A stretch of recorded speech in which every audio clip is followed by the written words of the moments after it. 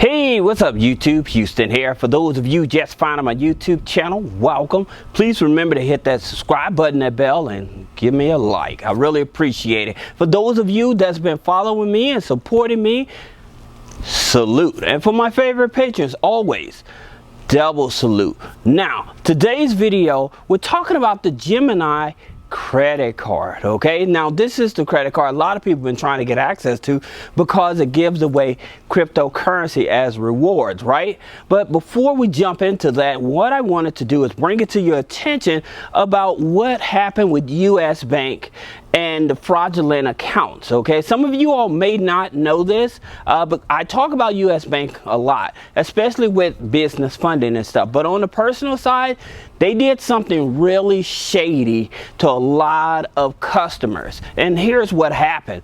Basically, for the past 10 years, US Bank allowed, let me help you understand, they allowed their workers to open a fraudulent account using customers' information. Okay, and so what ended up happening, customers ended up in check systems, early warning systems. They ended up with negative items on their credit file. So the thing about it, it just created a lot of chaos. Now, what happened was the CFPB, they decided that, hey, we're going to fine you. Now, granted, in that time period, they made over $500 million, but the CFPB only fined them $37.5 million.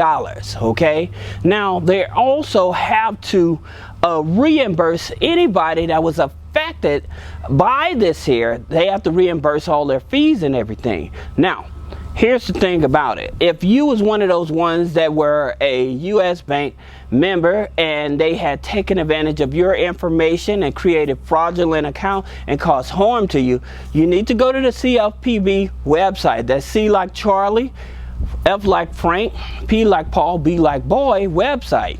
Okay, and they have a thing specifically for US Bank. There's a fund and you put your name and stuff in it and they will compensate you for having a fraudulent account. Now, also adding to that, what it did do, it violated this US Bank Truth in Lending Act. US Bank, violated the Truth in Lending Act. Also, they violated the Fair Credit Reporting Act. Okay, now it disappoints me that they're only going to be fined $37.5 million. I think it should be way more than that because they screwed a lot of people over the past 10 years, taking your personal information, creating fraudulent accounts, and they're not going to jail. Wow, that's something. Now, that being said, I just wanted to bring you up to date on that. That being said, I wanted to tell you all about the Gemini credit card. Some of you all may be familiar with it. Some of you all may have it or attempted to get it, but I'm going to break it down. With the Gemini credit card, okay, it's one of the, I guess it's supposed to be a fintech company, right? But here's the thing about it. It is instant approval. Okay, when you apply this instant approval, they pull your Experian. Now, here's the thing. They are inquiry sensitive. So what that means is that if you have over 8 inquiries on your Experian, you have a higher chance of being denied. Okay, also they are DTI sensitive too, debt to income ratio sensitive. Just like with the banks, they tolerate from 50 maximum 55%. All right, with Gemini credit cards, I guess they're ranging from the 55%. All right, understand they are fintech. I would think that they would have more flexibility, but they don't, so it's unfortunate. Now, the limits on the cards go from $2,500 up to $25,000.